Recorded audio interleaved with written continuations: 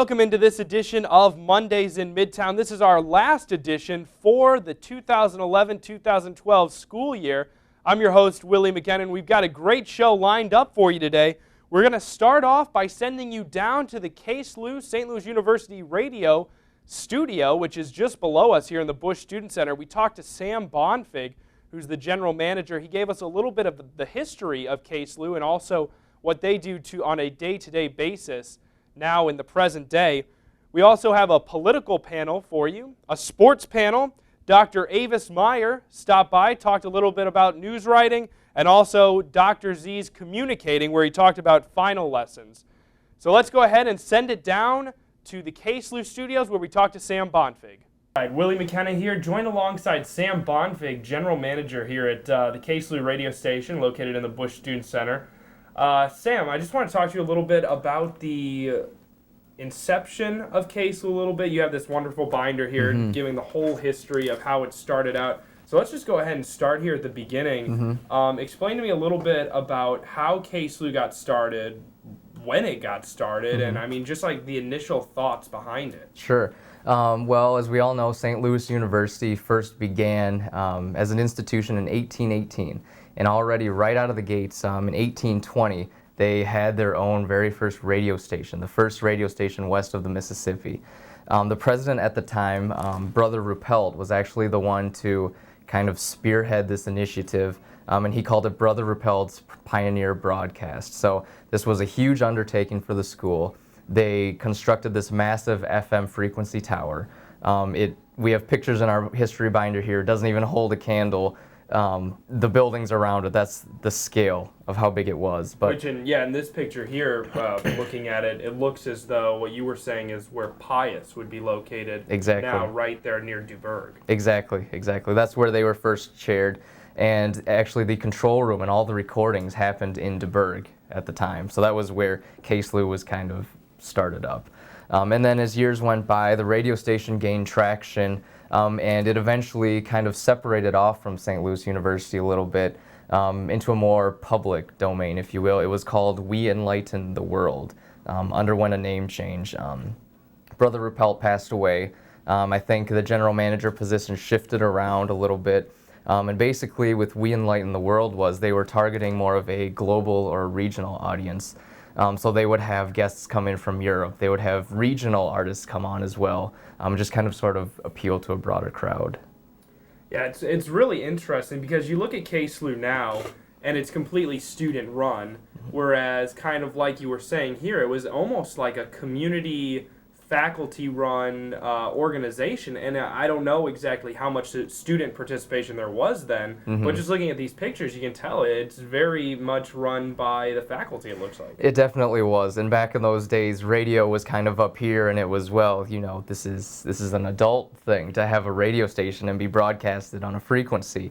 Now radio doesn't have as much traction as it might have had in the past, so that's why I think more students are being involved, and it's just a fun way to do something on campus, I think. Now, jumping forward a little bit, let's talk about in the time you've been here, the past 4 years. You're a senior now, took over general manager for your senior year. What's it been like just in the time that you've been here? What type of developments have you seen? Well, one of the biggest developments KSLU's had is with our mobile DJ resources. It's our biggest source of revenue, and basically it really established our presence on campus as far as being available to help the other CSOs on campus as far as having microphones, having a mixer, having speakers, you know, just to have that sort of presence to be hired out. Another thing we have sort of developed over the past 4 years is our involvement with the College Music Journal Association. We pay a fee every year, and they kind of give us what's hot and what's up and coming on a week-by-week basis. So we have 2 music directors, and they work in close communication with all of the people there at those record labels, and it's been really great for the station. Now, you talked about the mobile DJ, and you talked about your CMJ. What does KSLU do on a daily basis, though? I mean, everybody walking through the BSC obviously sees the studio right there. What do you do in the studio on a daily basis? In the studio day-to-day, well, we broadcast 24 hours a day, 7 days a week, whether it be our automation of playing the new stuff that we get in the mail every week, or if it's someone having a show. So we're always broadcasting. If you peel back the layer though and you look a little bit deeper in the station, we're always reviewing all of the music that we get in every week. So these are releases from local artists that no one's heard of, just getting their stuff on there. This comes from the big players in New York and California, and we also get stuff even from Europe. So that's kind of what's going on every day within the studio. Now, right across the hall over here, well, not across the hall, but right next to you, you have a recording studio. What does KSLU use that for? KSLU uses that for pretty much any student, alumni, or faculty member that is musically inclined and wants to record anything, whether it be instrumental, vocal, just anything you can really think of. So we've had DJs record show intros and outros. You can even record a show on there. I know a couple years ago we had some DJs record shows in the production studio, and those were broadcasted onto KDHX. So that was pretty cool. Also, we've had a cappella groups record in there. We've also had some instrumental groups record in there. And also, that kind of how this ties into, I guess, the production side of radio. Whenever people come to the Billiken Club on campus, or there are some big shows going on, we try to see if we can get them in there and have them say a spot for us or something like that. Now, compared to today, as to the day you started at KSLU, what's the difference? What's the biggest change? I know you talked about the mobile DJ and stuff, but what's just the biggest change in your time? Well, I've got to say the involvement. You know, it's one thing for people to come in here, do their show for an hour, play their music, and walk out, right? That's kind of the bare minimum as far as radio goes. But I like to think that the people that are involved with the station today are involved because they want to be, not because it's an obligation or it's a resume tick or something like that. I really think they do appreciate the station for what it is, and really enjoy utilizing kind of the resources that college radio brings to the atmosphere of the SLU campus. Now, for maybe people who haven't gotten involved in KSLU or want to get involved, tell them a little bit about your story, how you got started here, and maybe how they could also get started with the radio station. Because I know coming in, a lot of people find it hard to believe that they can go in there, sit down, and do their own radio show. Exactly. And that kind of blows freshmen's mind, as I know it did for me, too, when I started. Yeah, that was kind of the story for me, actually. I loved music all throughout high school, and I mean, I've been playing piano for a long time, and I appreciate a lot of different genres of music, and I think just knowing that I could have the ability to broadcast almost anything within reason on KSLU and call my mom, call my buddies up and say, hey, tune into KSLU, like, listen, you can give me a request or something, like, just having that power, I think really appeals to people.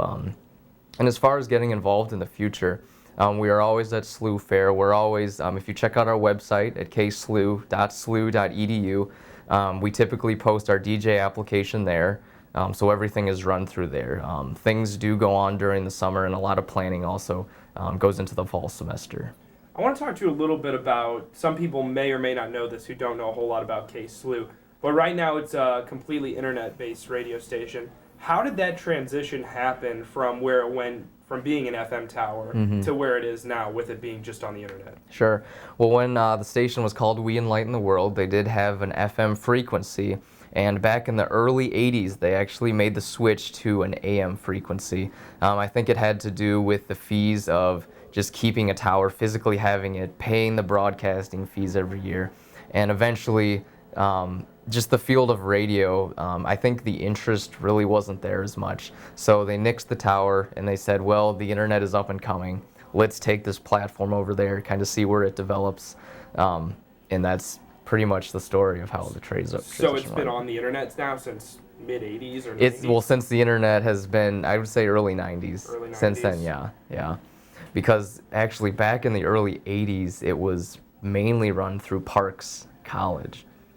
The general manager, all the director's staff, all the production, everything that went on in there, it was all Parks College students. You had sound engineers in there, a specially hired position from the university to take care of all the equipment and make sure it was all running properly. I want to go ahead and self-plug myself a little bit here. And I want to talk about KSLU Sports a little bit, which is another side of KSLU that's developed just within the past few years. And that also has its very own stream now, which is relatively new compared to how old the station itself is. Talk a little bit about how KSLU Sports has developed and how it really became a part of KSLU. Yeah, well, you know, every other surrounding big school, athletics is pretty big to the school.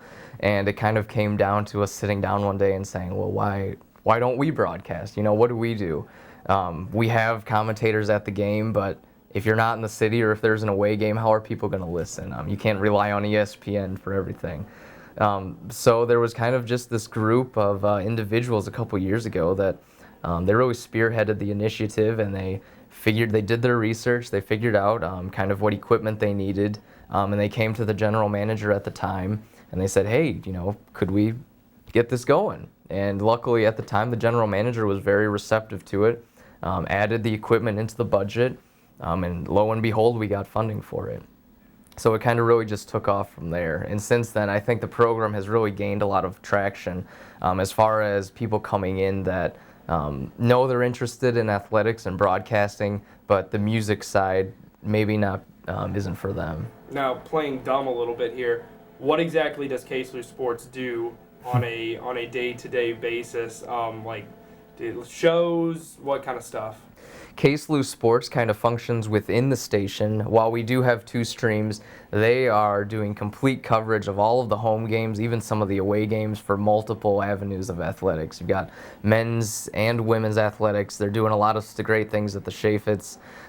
They have shows on our main stream as well as on their own stream. And they also do different avenues kind of fundraising, I guess you could say. So. All right, well, thank you very much for your time, Sam. That was a great rundown of the history of KSLU. Thank you, Sam, for doing that interview with us. It's really incredible, the great history that KSLU has. I encourage everyone to go ahead and check out their music shows and their sports shows and all the events that they do around campus with their mobile DJ setup. They're really doing some great things around the St. Louis University campus. Coming up next, we have a political panel where we will be debating all the up-and-coming issues in the political world. Take it away. Thanks, Willie. We're joined one more time by Amy Lutz and Max Jordan to talk about what is going on in the political spectrum. Since we last met, there have been quite a bit in the presidential race. We've had Rick Santorum drop out, which leaves Romney as the presumptive front runner. So what do you guys see happening there? I mean, I'd assume no one's going to come out of third place, but what does it look like to you? I'm going to go first. I think it's interesting about the primary. I think actually Saturday Night Live covers this very well, and a couple different skits they've done. First off, I love the one with Mitt Romney trying to appeal to the common people, you know, because he's had a few gaffes. Every time he seems to have a victory, he seems to have a gaffe that goes right with it about how he knows NASCAR owners and how many cars he has and all that stuff. But along those lines, I think it's funny that we finally kind of settled on Romney. I mean, Romney 2012, I suppose I'm a Romney fan now. I agree with him 70% of the time, but the problem with, I mean, Romney obviously has a couple issues. There's Romney Care, there's his iffy stance on abortion. I don't trust that he's not a big government Republican, but I think that that's a common feeling among Republicans. We're really not enthused by Romney. So it'll be interesting. I think we have to spend the next several months trying to get enthused by Romney. Secondly, I thought it was funny on Saturday Night Live. They had the final skit after Santorum dropped out. All the candidates are sitting there, and then you see Newt Gingrich like walk right behind him. And everybody seems to forget that Newt Gingrich is still in the race, and so is Ron Paul. So I think that's interesting that we're all, you know, Romney's the front runner. All the news outlets are talking about how he is the candidate. He will go up against Obama, which, I mean, I'm sure he will. I highly doubt Gingrich or Paul will come up. But I'm just wondering what Gingrich is still doing in the race. I really think a lot of it has to do with him trying to take some of Romney's thunder away. But it'll be interesting. I think the next step is to see when those two drop out. I mean, from my perspective, Romney is the president's opponent now. I mean, it's in the cards. It's going to happen. And I think the convention's in Tampa this year. He's going to be the nominee. And I kind of completely agree with Amy about all of the gaffes. I mean, he is a complete and total gaffe machine. I mean, the NASCAR owner thing was okay, but I mean, this, you know, then you find out that he's building a car elevator at his, you know, home in New Hampshire or somewhere like that. So it just seems like this guy can't tap into the underlying thematic elements of this election season so far. So I think that's a really big challenge. I mean, he's also about, as interesting as, watching paint dry. I can't really get enthused by his speaking style, by his mannerisms. I think that he tries to be funny and he comes off as really, really, really awkward, which is unfortunate because he seems like a really nice guy. I mean, would I want to have Mitt Romney as like my great uncle? Sure, I think he'd be a great family member. No one doubts that. But my question is, does he have the temperament and the connectivity to voters to become president of the United States? And I'm not convinced. And in terms of anyone coming out of the blue sky to come beat Romney, I think that's impossible at this moment. We're waiting on Sam Torm to officially endorse Romney. I'm sure that will happen in a conveniently timed event in a convenient swing state sometime within the next month. I think the far more interesting question is the vice presidency and the Veep stakes, as they call it. So I think that's going to be far more interesting than the rest of the Republican primaries.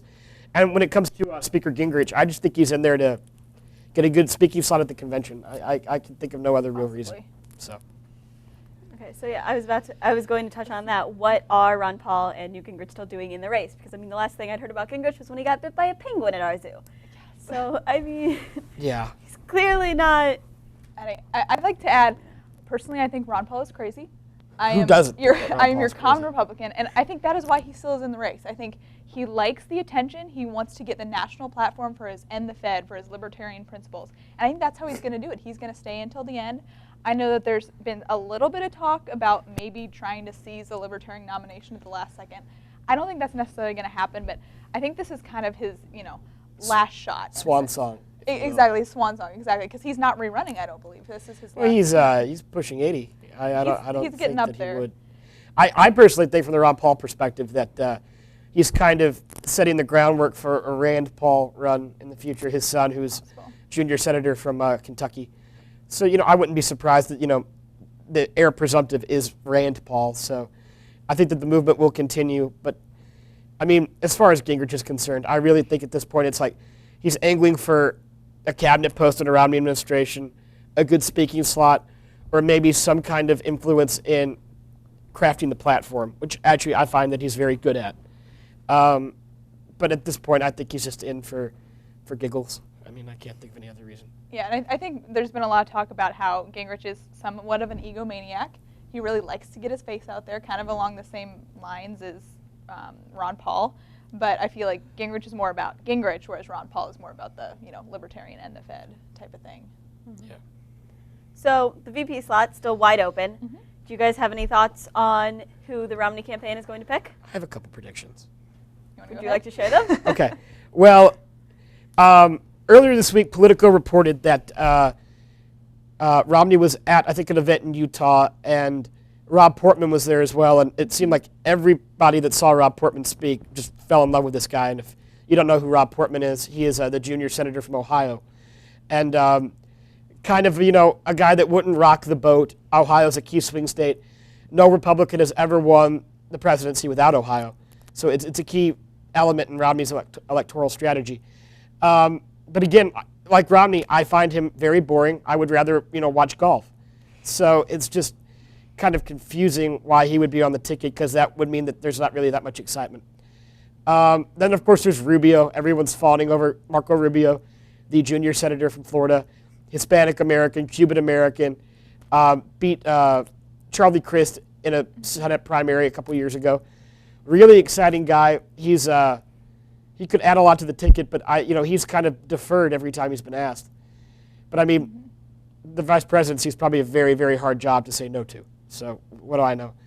And then my out of left field idea would probably be Tim Pawlenty or Mitch Daniels. I mean, those guys are pretty even-keeled, middle of the road. Pawlenty could appeal to what he calls Walmart conservatives, and Daniels is like a well-known fiscal hawk. So I think that those are like my final field that I would see a vice president come out of.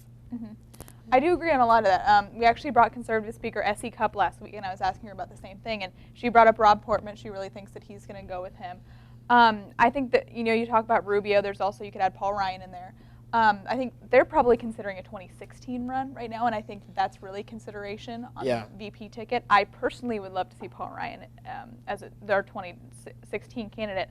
But yeah, Rob Portman's an option. I think Romney's really going to have to go for someone who is probably more to the right, probably more relatable to the people. So again, Pawlenty's another one. Maybe Mitch Daniels. Chris Christie would be wonderful. I know that he's brought up the idea of a VP slot, but he's not the conservative one. I mean, I do not believe that he will get it. I think people have been talking about Rubio for a long time, but yeah, it'll be interesting. I really do think it will be somebody out from left field. I think it'll probably be kind of a Sarah Palin-esque, you know. We'll see. Moment. I mean, here's the key consideration. If I was a vice presidential finalist and I was like one of the last down to the 4 and I knew that I was, you know, in the contest for it, I would take a serious look at Governor Romney's electoral chances and be like, well, if Governor Romney can win 200 to 230 electoral votes and, you know, make this, you know, look like a contest, then I would get on that ticket because it would just only give me national exposure. Now, I mean, if this won't turn into a 64 with Goldwater winning 4 states, but I mean, if that happened, I would run as far away as I possibly could from being on a ticket. So I think that I feel like Romney's top choice will say yes to him.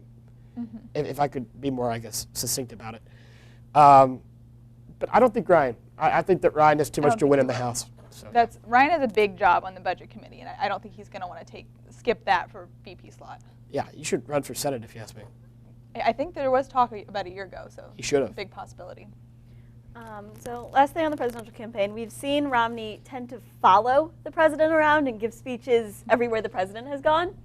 What do you guys make of this technique? Good plan, bad plan? I mean, what's going on? It's hard to say follow when the same 15 states always decide the election. I mean, it's not following when you have to be there. I mean, you're not going to see President Obama speak that much in Massachusetts or California. I mean, I'm sorry, you're just not. The president, of course, has all of the advantages of incumbency. I mean, when you get to fly in Air Force One and land and speak on the tarmac in front of that plane and the seal of office, I mean, that's impressive. I think that, in a way, I don't think the Governor Romney is really chasing the president. I just think that he's trying to draw a contrast. And at this point in this election, where the polls don't suggest he's an underdog, but a lot of common Americans' rationale kind of hints at the idea that Governor Romney is, quote unquote, the underdog. I feel like that this is a pretty productive strategy. Yeah, I mean, theoretically, the person running against the incumbent is always the underdog. Yeah, regardless. I mean, you rarely beat an incumbent president. Exactly. Hopefully this year that will change. I think it is interesting. I do agree that he's probably trying to show a comparison. A lot of it is coincidence. But I mean, this 2012 election, by this point, has really become about beating Obama for all Republicans. I mean, at this point, we've settled on Romney. I think, you know, whether or not everybody's happy with that, we're good with Romney. Obviously, I'm not the biggest Romney fan, but I couldn't tell at all.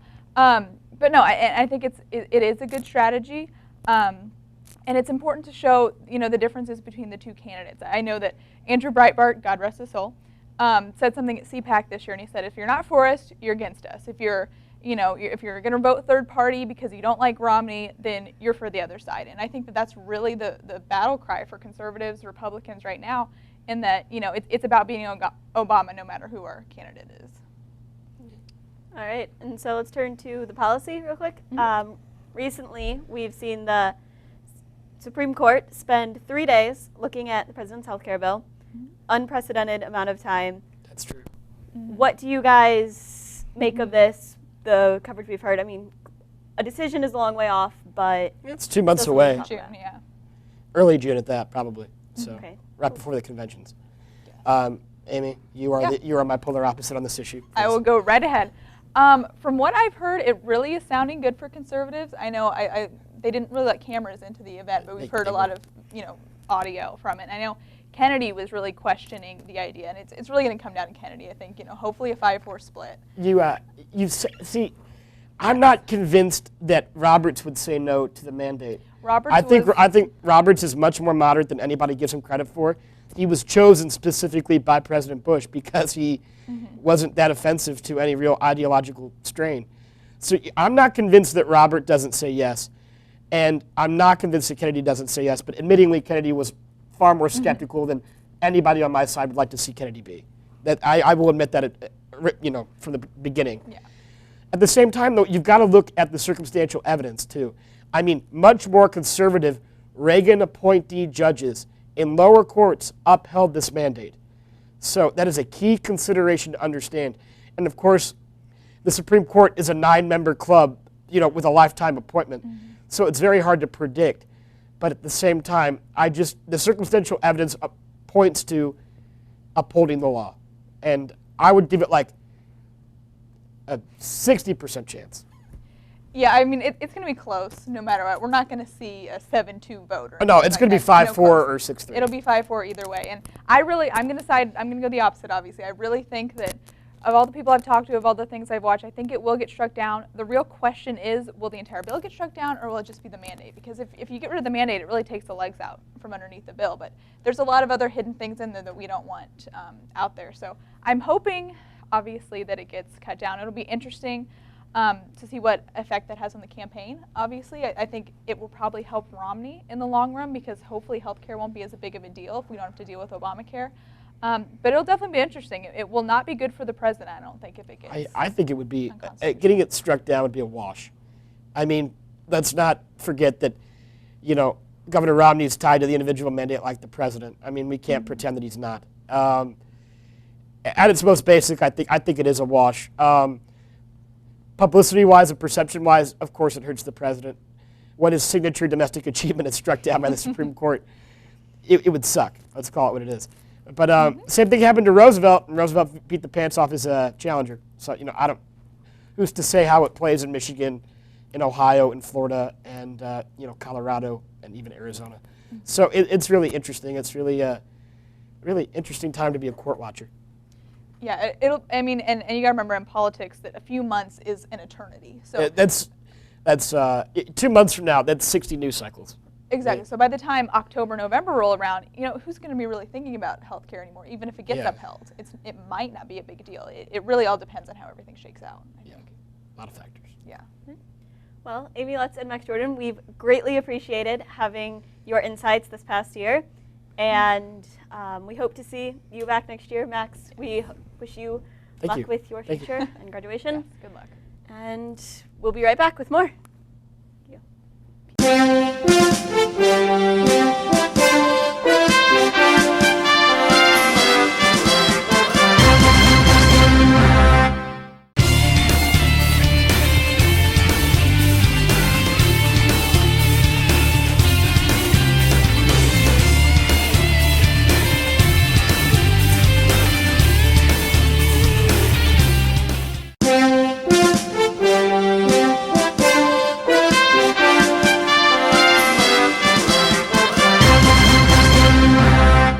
Welcome back to Mondays in Midtown. We're joined now by SLU-TV Chief Meteorologist David Keller. David, as I understand it, there is an outbreak of severe weather the weekend of April 14th that you and some of the other meteorologists went to go cover. Yeah, we did. There was quite a few thunderstorms out in central Kansas on the 14th, and me and 3 other meteorology students here from St. Louis University headed out to central Kansas to kind of go out there and see what we could find. We started off in Salina, Kansas, which is in the center part of the state, and then headed west and southwest from there, just following the storms and trying to get into a good point to see the storms. Cool. And did you find the storms? We did, actually. We got onto this one supercell thunderstorm, and we were following it and trying to get into a good position to see the rotating part of the storm. And we got onto one road which I thought was going to take us into the storm, and we came over the top of a hill, and there was a very large tornado on the ground right in front of us. It was a very impressive sight. Thankfully, it was in the middle of a field, so it wasn't really doing much in the way of damage, but it was a very large tornado, an EF4 in fact, so the biggest tornado that I or any of my chasing partners had ever seen. And it was on the ground for a long while, so we followed it as far as we could until the roads just wouldn't let us follow it anymore. Wow. Yeah. And did you run into many other people out there? We did. There was a lot of other people out there, a lot of storm chasers and a lot of I guess sightseers is what you would call them. They weren't exactly scientists. One person pulled up beside us. he had his 2 children in the back seat with him and didn't really seem to have much in the way of equipment. And he was out there following the storms along with us. So I don't know. You can pass your own judgment there, but I thought that was a little weird. A little odd. So how many storms did you end up seeing in total? We actually saw, we saw a few storms, but we saw 3 tornadoes that afternoon, and I got them on videotape. So it was a very productive afternoon. It was very exciting. The storms were, I'd never seen tornadoes like that before, so it was very interesting, and thankfully the storms stayed away from populations, so mostly just swirls and fields is all that was left behind. Nice. It does sound very exciting. Thank you for coming on Mondays in Midtown, David. You're welcome. And we'll turn now to Willie, who is here with Aaron to talk about sports. And welcome back into Mondays in Midtown. Willie McKenna, your host. Joined alongside Aaron Berg as our sports panel today. We're going to go ahead and start off talking a little bit about Billiken baseball, which just finished their 3-game homestand this weekend with a game Friday, Saturday, and this past Sunday. Billikens dropped a real heartbreaker on Friday. They lost that one 5-6 in the top of the 9th inning, weren't quite able to come back. But on Saturday, they went ahead and won that game, UMass, behind a great pitching performance by sophomore Clayton Smith. Aaron, you were at the game today. Go ahead and talk a little bit about Smith and his performance today. Well, Smith just looked dominant today. He pitched 8 very strong innings, could have pitched a complete game, just looked fantastic out there. And all his pitches, just great control the whole game, and really kept the Billikens in this one. And a really equally matched Massachusetts team did a nice job keeping them in the game and leading them to victory 3-2.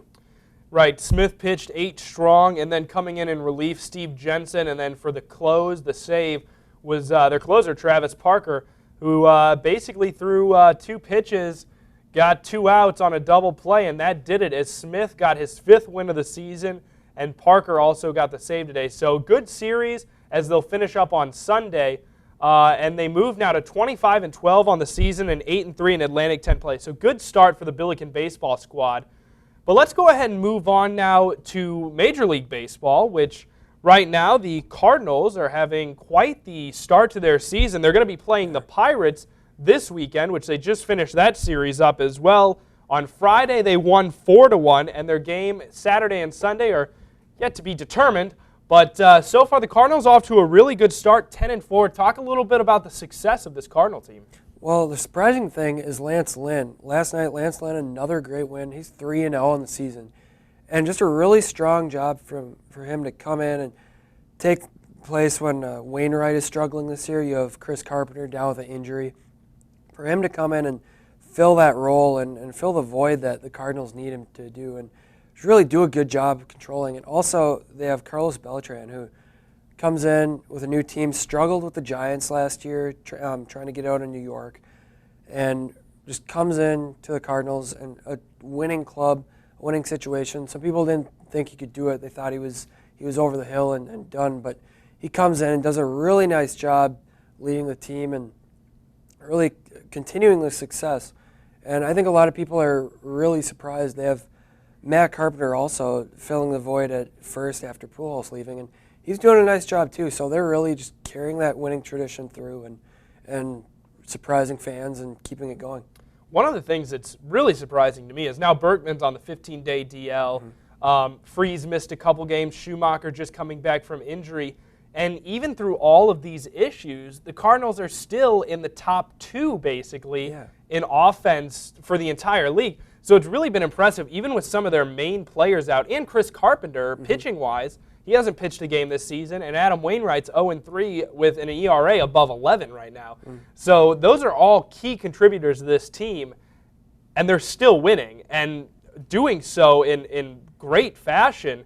These aren't really close games. There's been a lot of blowout games the Cardinals have played so far this year. Yeah, they haven't lost a beat. It's fun to watch, and it's surprising, but it's awesome to see that it's a new look team coming off a World Series, and they're not getting the World Series hangover that we usually see in these teams that come out and play so well. Then the next season they lose it and they go down to average teams and don't do as well. And this team is picking up right where it left off and having a great season and maybe looking like they're going to repeat in the World Series. Yeah, it'd be great to see the Cardinals, well, at least win the National League Central, as the Central looks pretty weak so far. The teams that the Cardinals have played so far, they're playing the Pirates this weekend, which obviously a Pirates team that's gone through really about 19, 20 years of losing. Now, they've really been bad for quite some time. Cincinnati loses Ryan Madsen, and also Matt Latos really not pitching to what they thought he was going to be so far. So Cincinnati not looking real strong right now. And the Milwaukee Brewers with the loss of Prince Fielder in the offseason going to Detroit. I don't know if the Milwaukee Brewers are huge contenders. The Houston Astros, really a big transition team right now. Carlos Lee is really one of the only players I can even name on that team. And they'll be moving to the American League anyway. So I think that the Cardinals are the front runners for the National League Central this year. Yeah, I agree. You look at the lineups of the other teams, and you mentioned the Brewers. They're in a similar situation that the Cardinals are in, and they have Ryan Braun, who is another perennial all-star, just a great player, but not quite as good as Matt Kemp, in my opinion. Kemp got robbed of the MVP last year. I'm just saying. But the Brewers, I think they could pick it up and maybe pose a threat, because I mean the Astros they're not going to do anything.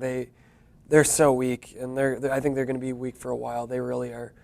And struggling. I forgot to mention the Cubbies in there too, but and the Cubs. They're probably not going anywhere this season. They're definitely not a threat. So I think this year the Brewers and possibly the Reds could be a threat. But as far as I see now, it's looking good for the Cardinals, because they're staying on pace and just doing a nice job of winning games and not worrying about their losses. And even though they're having injuries, like Carpenter going down is huge, and like I said, they have Lance Lynn filling that void. But if you can have Carpenter back by the trade deadline, that's about as good of a trade as you can make, and you don't even have to make a trade. It's just him coming into the lineup. Oh, that's fantastic. So if they can get him back late July, early August for that playoff push, that's exactly what they'll need. They probably won't even have to make a move at the deadline. I think they'll be unstoppable. Well, one more baseball question for you. You watched the American League Central a decent amount. That division looks like a division that's going to be dominated by the Detroit Tigers this year. Where do you see the Tigers finishing up? Do you think this could be just an absolute blowout season for that AL Central? Sadly I do. I really think that the Tigers are just stacked, especially with Fielder, and they're pitching with Verlander. You have just two amazing players right there, and you're facing teams like the Twins, who are struggling like they have the past couple of years with the loss of Mauer and Morneau last year, and they need to play a full season to rival the Tigers and really give them a run for their money. And then you have teams like the Royals, the Indians, struggling teams like that. So there's not much competition. White Sox, I think, may be the only team that could potentially, I wouldn't say challenge the Tigers, but maybe give them a run for their money late in the season, maybe play spoiler.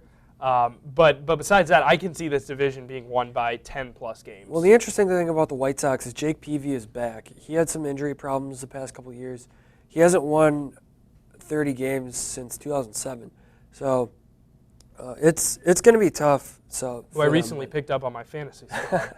Well, you should. He's doing getting well. 20-plus points a week right now. So if he can stay healthy, they may be the team to beat. But other than that, the Tigers are so stacked with their roster and just a good all-around team. They have pitching, hitting, defensive players, just everybody, and their competition just isn't up to par.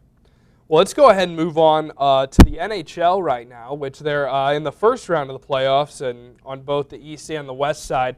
Let's start off with the game, which is actually taking place right now. We just caught a couple. Actually, we saw all the goals basically during that second period of the Washington-Boston game. Right now, Washington's up 4-3 in a really crazy game. But let's just go around these series, and who do you have winning this Washington-Boston series? I really think Washington. I like that team. I think it's, even though Ovechkin, he had the issue with him getting benched at the end of the game, and Green having his injury problems throughout the course of the season. I think it's a good quality team, and I think they're going to come on top over Boston. I think Boston's getting older. Thomas is another year older and not having the season he did last season. I think Washington's going to sneak it out, and I think Ovechkin's really going to take over, and we're going to see him step up. We haven't seen him play like he has in the past, and so I think he's going to down the stretch he's going to come through and really carry his team deep into the playoffs. Let's go ahead and talk a little bit about this Chicago-Phoenix matchup. This is one of the more interesting ones, I think, here in the first round, as there's been some really scrappy play. Marian Hossa just getting absolutely leveled against Phoenix, and then also Smith, the goaltender for Phoenix, took a pretty good hit. Some say he leaned into it and kind of dove to make it look worse, but nonetheless, it looked like a shoulder to the head. Let's go ahead and talk about Chicago-Phoenix, because right now it's looking as though Phoenix is going to win this one. I think having Rafi Torres out is a big loss for the Coyotes. He got suspended because of the hit on Marian Hossa, but I could see Chicago coming back. They have Kane, they have Taves, they have Hossa. They have great players, and then just Ray Emery is their backup goalie, and he's even quality to put in as a backup goalie if Crawford's not having the best game. So I think that they can come back on the Coyotes, because on paper they are the better team and they're more experienced. Coyotes don't have that playoff experience that the Blackhawks have. So I really could see the Blackhawks coming back and making this a series again. Finally, let's talk about one last thing, and that's obviously the most interesting series to me, and that's the Blues versus the Sharks right now. Blues are up 3-1. They have Game 5 tonight, in which I know every Blues fan is hoping that they just finish this series off tonight with a dominant win against San Jose. But who do you see finishing out this series? And yeah, let's just go ahead and analyze this last one. I really think the Blues are going to bring this home tonight, win it, and they're going to go on because they've gotten the lead every game. And the only bad thing is they let the Sharks come back. And the Sharks have some great players. A key player for the Sharks is Brent Burns. He's an offensive defenseman. He's a former forward, and he's shown that he gets a puck in his hands, he's taking it, and he'll score. He's a scrappy player. He's a good all-around player, so I think he could give them some trouble. But I think just the tandem of Backus and Oshie, alongside role players like Pietrangelo and guys like that, are really going to carry the weight for the Blues. And the stellar play of Brian Elliott is huge. Especially with Halak out right now. It's amazing to watch that Elliott has come so far to step up and carry his team like he has. And he's not just a hot goalie right now. He is a great player, and he's really made a name for himself. So I really think he's going to be the reason why they move on to the second round. I just think they need to be careful of Burns and the Sharks coming back on him. Thank you, Aaron, for joining us on the set of Mondays in Midtown for that sports panel. Lots of exciting things, and the baseball season is just heating up right now with the Billikens really performing well. So I encourage everyone to go out to a game or tune in to KSLU Sports to listen to a game, as they're really doing some great things out on the baseball diamond this season. Up next, we have our weekly segment with Dr. Avis Meyer. This week, he talked to us about integrity in the writing profession. Go ahead and take it away, Dr. Meyer. This story is about 15 years old, and it's about a former student who worked at the Post-Dispatch with me for a while and went on to Philadelphia. This story happened in the Philadelphia, Baltimore area, and it's one of the best examples of individual integrity and trying to do what's right and what is better for the greater good. It's hard to find a better example, I think. A space heater started a fire in a building in a rough area on the outskirts of Philadelphia in the winter. This has been 10 or 15 years ago. 3 children who'd been left behind by a mother who had to go to the grocery store to get food and left them locked in for their own safety. When she got home 12 or 15 minutes later, the house was on fire. The kids couldn't get out because there were bars on the window for safety. She had the only key to get in the front door again for the kids' security. Those kids all died of smoke inhalation, and she's facing negligent manslaughter charges and gets arrested on top of losing her children. The former student of mine who worked at the Post and worked at the Inquirer then ended up investigating this story because she was on the crime beat. And it wasn't really a crime story, but it was a slow weekend, so she looked into this. And as part of her job, she talked to the fire marshal who had been in charge of the investigation of this fire. It apparently started in one of the back rooms. There was very little heat in the building. They had an electric space heater made sort of like a megaphone that stood on 3 or 4 legs, and apparently turned over and started a fire, but it was burned pretty badly. And she asked the fire marshal, don't these things have dead man switches when they turn over, don't they turn off? He said they're supposed to, but apparently this one didn't. And just because you're a reporter, you write things down. She wrote down the name and the number and who manufactured it and all that stuff, just to have a record, because there it was in front of her. Within 3 or 4 days, the woman who had lost her children was being arraigned, was going to court. They're finding a jury. They're going to put her on trial. And Mary, having children, felt terrible for this woman. The whole community felt terrible for her. But after all, apparently her negligence killed these 3 kids. She began to look into this a little closer and went to a store to find the same sort of megaphone-shaped heater to see if, in fact, the dead man switch worked in it. And she found one that was very similar. The difference between the one she looked at and the one that she found in the store brand new had something to do with the registration serial number, something like GK47B instead of GK47B. The one she had in her hand said GK47A. And she thought, what does this mean? And so she asked the guy at the hardware store. He said it means they've made some modified change between this one and the one with the other with a B behind it. And she said, what? And he said, who knows? So she called the factory because she was grasping at straws, and found out from the PR guy that he said that he would call her back when he found out what the change was, identified herself as a reporter up front, didn't tell him why she wanted to know. He called her back and said there had been a problem with some wiring, but not with the dead man switch. A dead man switch should have worked. And he didn't know anything about the story. She didn't tell him anything about the story. So she actually went out and bought one of these and tried it, and the dead man switch worked fine. Then she noticed that the wiring on the one she bought, the new one, was about the size of my thumb, and remembered that what was left of the one of the picture she took at the house that had burned was the size of my smaller finger, and maybe smaller than that. And she wondered if that was important. She went to talk to the fire marshal. He said, yes, it's important. He explained to her that a smaller wire would get hotter more quickly, would burn maybe through the insulation, whereas the bigger one would not. And she said something like this to him, you mean this could be an accident that would be the fault of the manufacturer of this heater, not of the woman at all? He said, that's possible. And then she knew she had a story. In the next 3 or 4 days, she had to scramble because this woman is literally at trial now. She tried to get hold of 3 or 4 people at the manufacturing place, which is north of Philly, up towards Baltimore, something like this. Don't remember specifics. And she finally got to the vice president through the PR people because she kept telling this is a Philadelphia Inquirer reporter and blah, blah, blah, blah, blah. And when she told the vice president what she wanted specifically, proof of why this change was made and was the wire itself different, he said he'd get back to her, but he didn't. He didn't get back to her for an entire day, then he didn't get back to her for 2 days. By the 3rd day, she knew that there was something going on, maybe by the 1st day, that the fact that he's not calling makes this newsworthy. So she did something really gutsy. She got the city directory, found out where this guy lives, went to his home unannounced on a Sunday afternoon. The vice president of the company knocked on the door. Of course, he had no idea who she was until he opened the door, and she identified herself and realized that this is the reporter he'd been talking with on the phone. He tried to close the door, and she said, you can't do this. There's something going on. There's a woman on trial that might lose her life or at least her freedom because of this. It's not her fault. You've got to talk to me.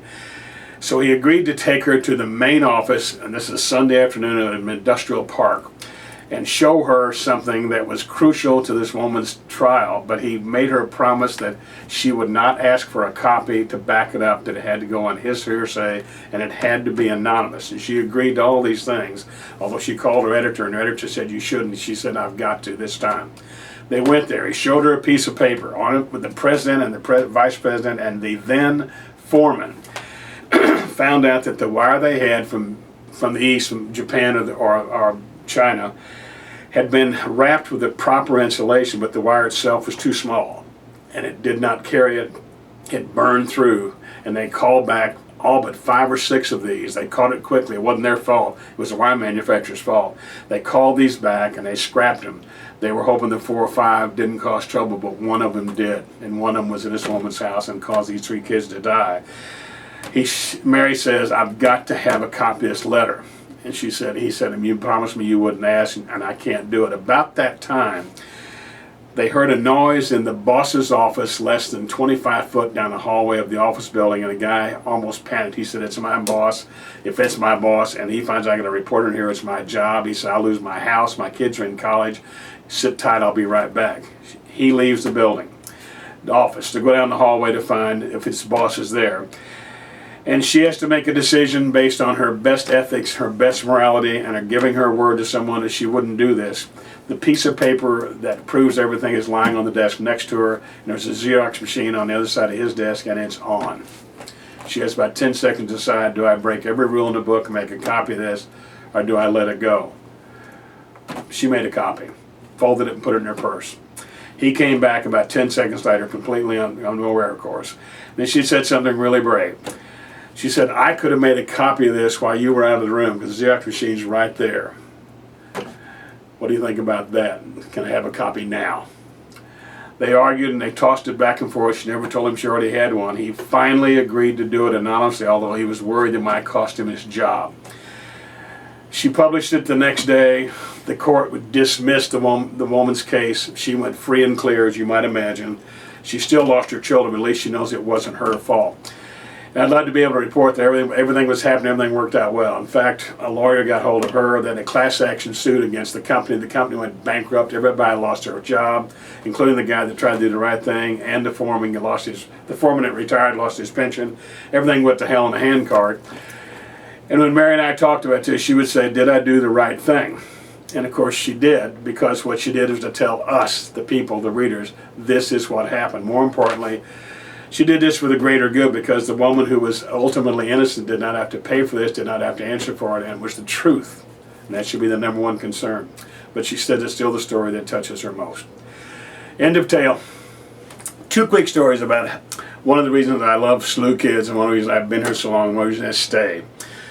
About 6 or 7 years ago, Andrew Ivers, who's now the managing editor of a magazine called Public Opinion in Washington, D.C., was the editor of the U-News, and we hired a feature editor who came in from some other school, don't remember what school, it's been at least 7 years ago. And he had some experience and some clips. No one knew him well, but we said, sure, we'll give you a shot. It doesn't pay a lot, but it pays something. He wrote 3 or 4 articles, sort of standard Midtown stuff, a piece about Powell Hall, a piece about the Fox, maybe something about Union Station and Forest Park, don't remember what. And they were well done. And they came in early. We were surprised because they were there early. We found out about 3 or 4 days after the 3rd or 4th article had been printed, we heard from another farmer graduate who had written for the paper, who's now out doing something else. He sent us an email saying something like, hey, I'm glad you're reprinting my articles, but how come my name's not on them? And it turned out that this guy we had just hired had plagiarized stuff from his own newspaper. He had taken articles that had been written 5, 6, 7 years ago.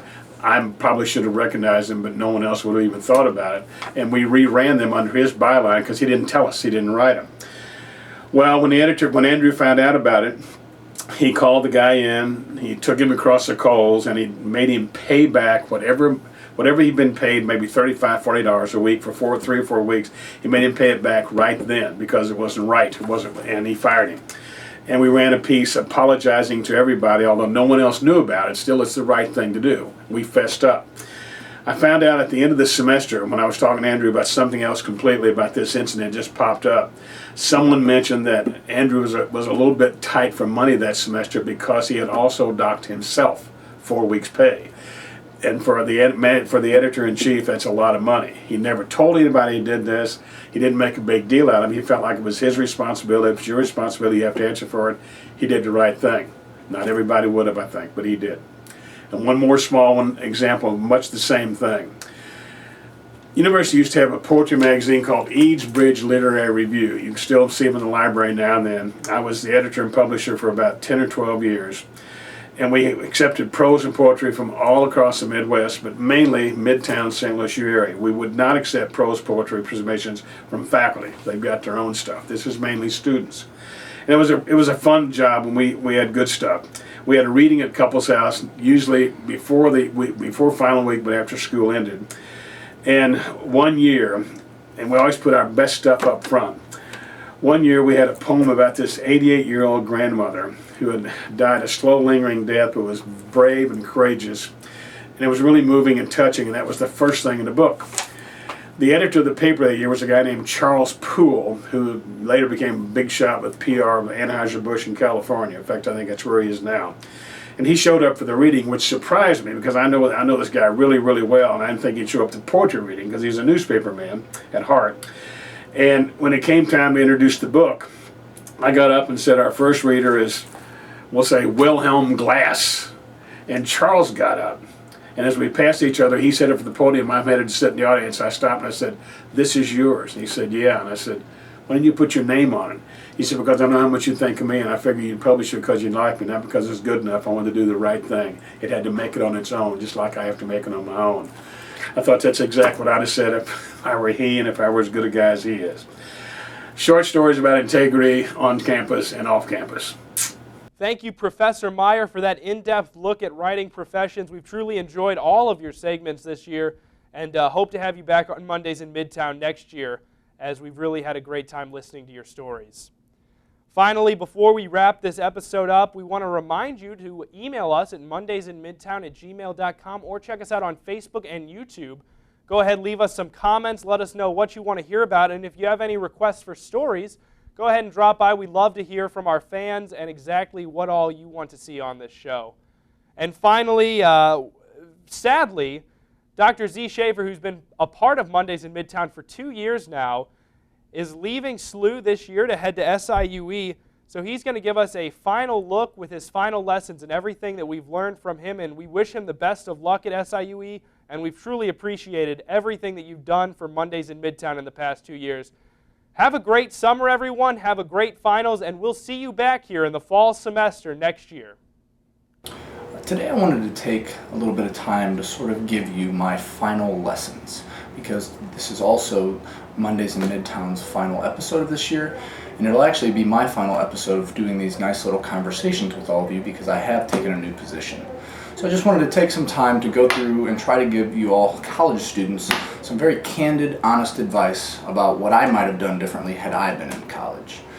First, the best education you can get is traveling. Better than going to class. Travel as much as possible. Through traveling, you meet new people and you gain new experiences.